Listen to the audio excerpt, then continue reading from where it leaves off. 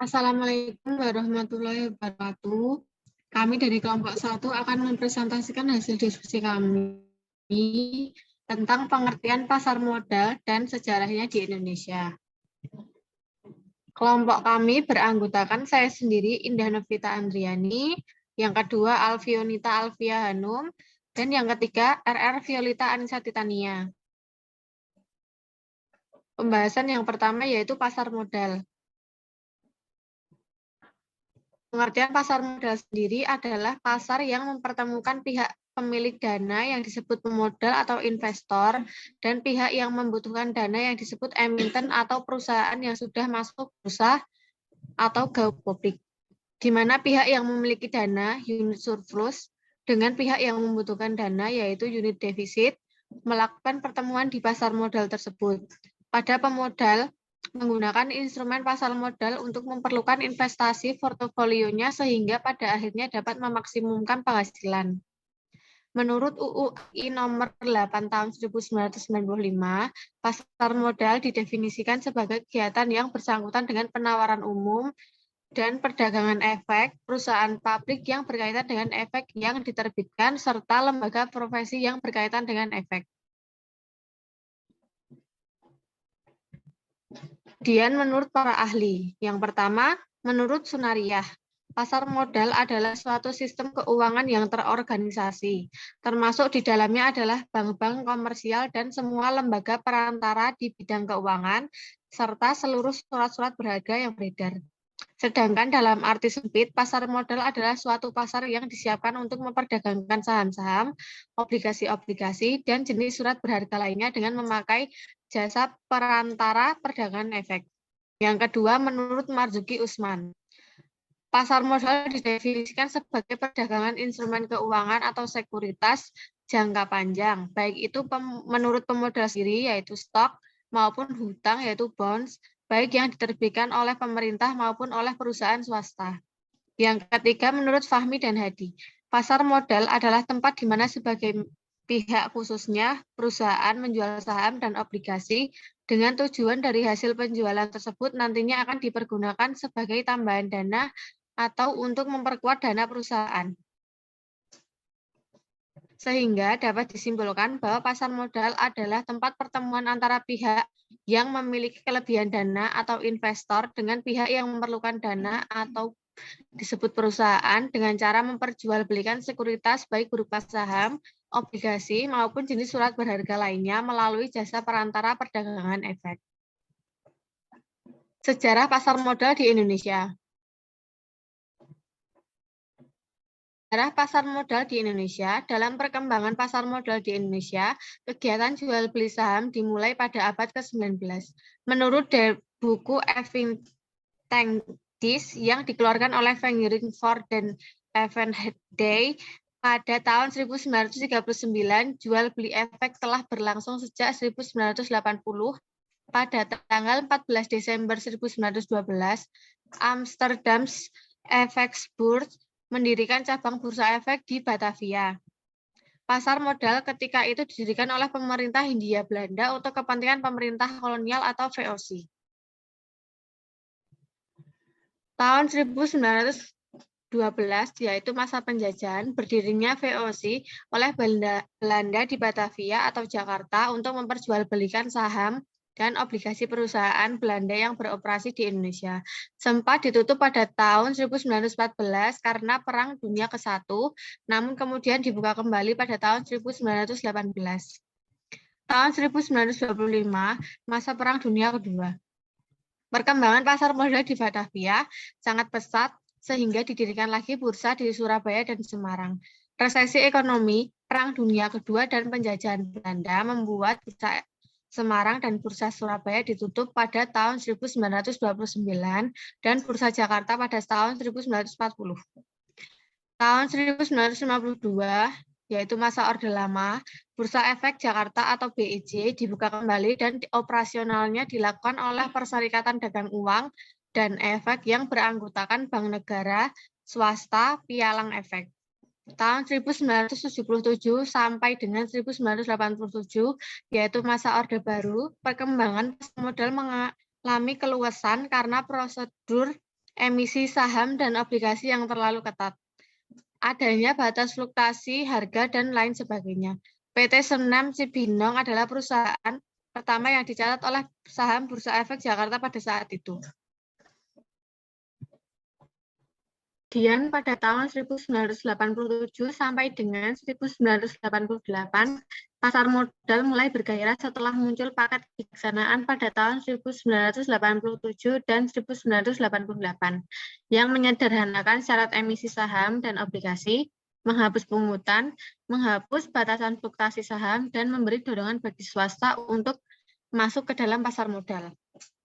Pada tahun 1989 sampai dengan 1992, tercatat 37 perusahaan go public pada tahun 1989. Pada periode tersebut, berdirinya Bursa Efek Surabaya, Bursa Paralel Indonesia, dan Bursa Efek Jakarta yang menggantikan peran Bapepam sebagai pelaksana bursa. Tahun 1995, atau sistem JATS, Jakarta Automatic Trading System, memulai era perdana transaksi secara otomatis dan tanpa bukti fisik. Bursa Paralel Indonesia dan Bursa Efek Surabaya melalui merger. Tahun 2007 sampai 2008, Bursa Efek Surabaya dan Jakarta melakukan merger pada akhir tahun 2007 dan berubah nama menjadi Bursa Efek Indonesia. Kemudian akan dibacakan oleh Mbak RR Violeta Anisati Tania.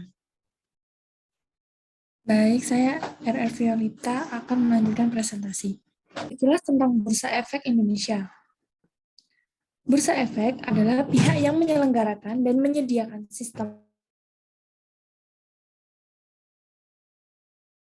beli efek dan pihak-pihak lain dengan tujuan memperdagangkan efek. Bursa Efek Indonesia atau disingkat dengan BEI atau Indonesia Stock Exchange merupakan bursa hasil penggabungan dari Bursa Efek Jakarta atau BEJ dengan Bursa Efek Surabaya atau disingkat dengan BES. Demi efektivitas operasional dan transaksi, pemerintah memutuskan untuk menggabung Bursa Efek Jakarta sebagai pasar saham dengan Bursa Efek Surabaya sebagai pasar obligasi dan derivatif. Bursa hasil penggabungan ini mulai beroperasi pada tanggal 1 Desember tahun 2007. Penerapan Jakarta Automatic Trading System diharapkan akan memberikan fasilitas yang menunjang adanya frekuensi transaksi saham yang membesar karena faktor kepraktisan dan waktu tunggu deal yang makin singkat. Praktik pasar yang makin transparan juga diharapkan karena faktor teknologi seperti internet akan dapat mendistribusikan aliran informasi yang lebih akurat dan cepat kepada para pelaku pasar dengan efisien dan real-time. Selanjutnya, online trading mulai intensif diterapkan sejak tahun 2009. Struktur pasar modal di Indonesia. Struktur pasar modal di Indonesia yang pertama ada Menteri Keuangan Republik Indonesia. Selanjutnya, di bawah Menteri Keuangan Republik Indonesia, diawasi oleh Bapepam atau Badan Pengawas Pasar Modal dan Lembaga Keuangan. Selanjutnya, di bawah ada Self-Regulatory Organization, terdiri dari Bursa Efek, LKP atau Lembaga Clearing dan Penjaminan, dan LPP atau Lembaga Penyimpanan dan Penyelesaian. Selanjutnya, ada perusahaan efek yang terdiri dari penjamin emisi, perantara pedagang efek, manajer investasi. Yang kedua, ada lembaga penunjang yang terdiri dari Biro Administrasi Efek, Kustodian, Wali Amanat, Pemeringkat Efek.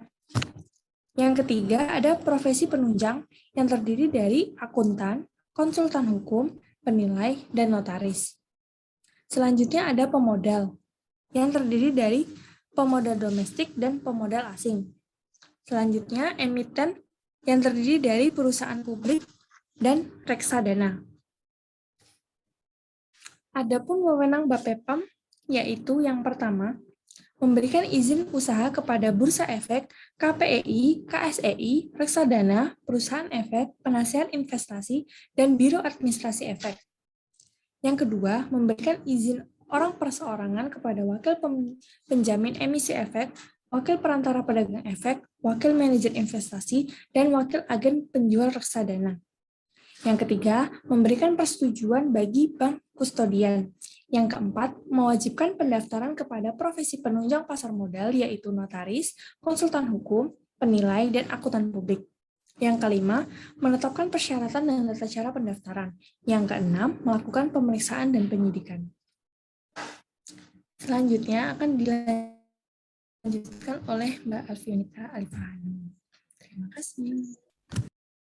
Baik, terima kasih Mbak Alfionita. Saya Alfionita Alifahani akan melanjutkan informasi mengenai fungsi pasar modal. Fungsi pasar modal. Pasar modal memiliki peran besar bagi perekonomian suatu negara. Tidak hanya bagi pihak yang meminjamkan dana atau boros dan pihak yang meminjamkan dana atau lenders, tapi juga pemerintah.